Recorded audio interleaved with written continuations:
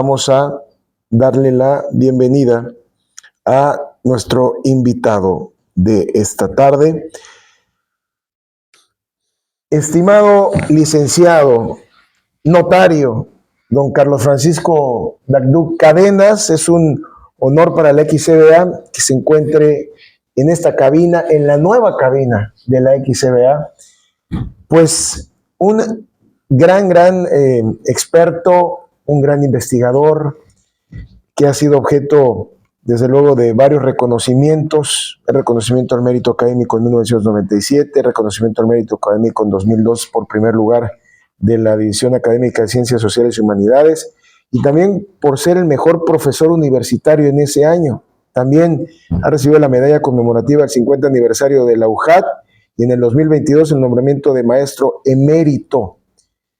Tiene un gran currículum, es un experto, es abogado también, lo felicito. Hoy también muchas felicidades, don Carlos Francisco Dagduc Cadenas. Qué gusto me da tenerlo en la nueva cabina de la XCBA. ¿Cómo está? Muchas gracias. Primero, agradecer tu atención por invitarme y sobre todo un saludo a tu auditorio que nos escucha, con mucho respeto.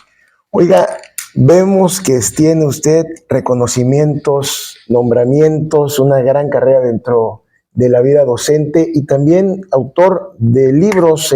Tengo en mis manos el libro Introducción a los Derechos Humanos. Es una coautoría que tiene justamente con la maestra Maday Merino Damián y el maestro Luis Andrés Pampillón Ponce. ¿Por qué escribir de los derechos humanos, maestro? ¿Cómo están los derechos humanos en México? Bueno, el día de hoy es el Día del Abogado. Sí. Y como consecuencia de ello creo que es importante recordar precisamente la trascendencia que tiene la carrera de licenciado en Derecho y en términos generales abogados. Cuando Tomás de Aquino, prácticamente continuador de la corriente aristotélica, habla de las virtudes, señala que la virtud de más trascendencia, más preclara, es la virtud que lleva a la legalidad y a la aplicación de la ley y de la justicia. Esta nos dice que hay dos situaciones que deben de tomarse en cuenta. Una, la calidad moral que nace del alma y del raciocinio, y la otra que nace de los sentidos. Esto es importante porque de todas las virtudes, la virtud moral relacionada con las leyes, con la legalidad, es la más importante para esta corriente aristotélica tomista. Maestro, ¿cuántos años tiene de dar clase? Bueno, reconocidos oficialmente 35 años en la Universidad Autónoma Juárez Autónoma de Tabasco, y de hecho realmente 44. ¿Qué se siente recibir reconocimientos, recibir el cariño de los estudiantes, el cariño y respeto de los profesores, de los compañeros, de los colegas? ¿Qué representa para don Carlos Francisco Dagduc Cadenas todo esto? Una responsabilidad muy grande, porque sobre todo, antes que nada, debemos inculcar en los alumnos la vocación y la ética, y la moral, por supuesto, pero la ética en primer lugar. Que vemos también que tiene una publicación justamente sobre esto, es metodología. Es una metodología sobre cómo impartir la clase. Es una metodología didáctica para la docencia en la educación superior, también autoría del maestro Carlos Francisco Dagduc Cadenas. ¿Cómo que una metodología? Evidentemente usted, por la experiencia que tiene ya un método. ¿Cómo preparar al alumno? No es fácil dar clase, yo doy clase igual. Normalmente como maestro uno empieza pues con ciertas dudas, cómo empezar a dar la clase, cómo comenzar, qué voy a hacer, esto es la pregunta. Y entonces lo más importante es la preparación que debemos de tener para impartir la clase, impartir la enseñanza y que esté al alcance de los alumnos. Esto es básico. Sobre todo, vuelvo a repetirte, independientemente de los programas, de los planes de estudio que tiene la universidad, la carrera y la materia misma, debe tomarse en consideración algo importante: la vocación y la ética. Eso, y la moral. ¿Falta en estos tiempos ética y moral de alumnos y de profesores en México? o en el mundo? No sé si falte, lo que sí es una responsabilidad de los maestros tratar de insistir en la vocación y en la ética debemos de tener, porque decíamos, la moral legal, la moral de la justicia, es una moral muy calificada porque conlleva a muchos lados en el bien común y para conseguir una mejor armonía y estabilidad social. Es básico la ética que hay que seguirles inculcando el estudio y la vocación por el servicio a la humanidad. Oiga, maestro, estamos viendo esta publicación de Introducción a los Derechos Humanos. ¿Cómo escribe uno un libro?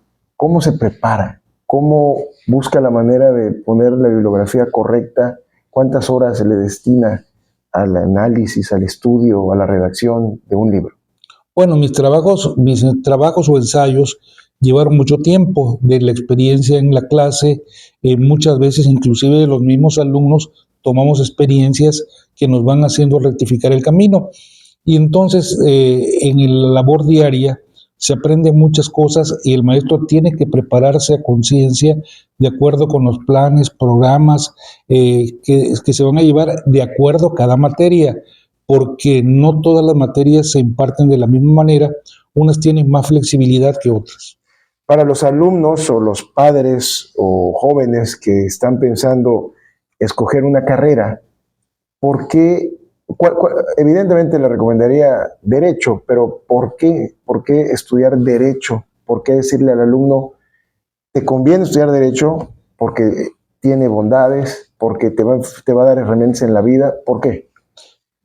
Comenzando a lo que en el preludio o al inicio de esta práctica te comenté, lo que dice Santo Tomás de Aquino, es decir, la moral legal es la moral más alta, la más preclara, que sirve en beneficio de la humanidad. Esto es importante, eso es básico. Entonces, en la vocación del abogado precisamente debe haber ese servicio, esa mística de que debe existir en impartir la clase para ayudar a la humanidad. Aquí es importante señalar que los espacios, los ámbitos del abogado son muchísimos, en muchísimas áreas, desde el punto de vista, decías, de los derechos humanos, pero también de materia civil, materia penal, administrativa, de programación de impuestos, en la impartición de justicia, en la procuración de justicia y en la cátedra también en la investigación. Entonces, el ámbito donde puede desarrollarse el abogado es mucho y donde se puede colaborar de acuerdo a las aptitudes que tenga el alumno o el maestro o el estudiante y de acuerdo con sus capacidades. Dentro de su vocación docente, ¿cuál ha sido la mayor satisfacción que ha recibido de alguna cátedra que haya impartido durante todos estos años? Bueno, es que no te puedo decir cuál es lo más importante porque todas son importantes, desde el primer lugar de las divisiones, que era un premio que se daba a los 3 primeros maestros más destacados de cada división, que eso es muy valioso. Y luego de ser el mejor maestro universitario o maestro emérito, son honras muy grandes, que no se puede valorar o tratar de comparar con otras. Todas tienen su mérito, como lo fue también la ponencia que presenté en Punta del Este sobre los derechos humanos, que se transcriben prácticamente íntegra en el libro, en el último ensayo que hicimos. Recibió el premio al mejor maestro, ¿verdad? Mejor maestro de la universidad. ¿Qué atributos, qué destacado hizo para que le atribuyeran este premio a don Carlos? Bueno, ahí tenía que ver muchas veces, por ejemplo, la ponencia que presenté en Punta del Este.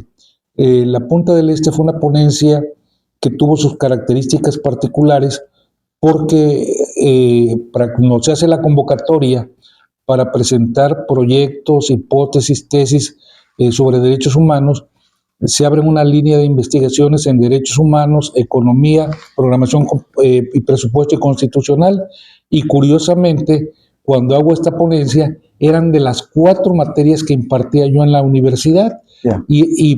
Y derecho económico también, por supuesto. Y entonces prácticamente la convocatoria que hacen en Punta del Este, en un congreso iberoamericano, se basa en la materia, o se identifica o se acomodan a las materias que yo estaba impartiendo y en las cuales yo tenía trabajo de investigación.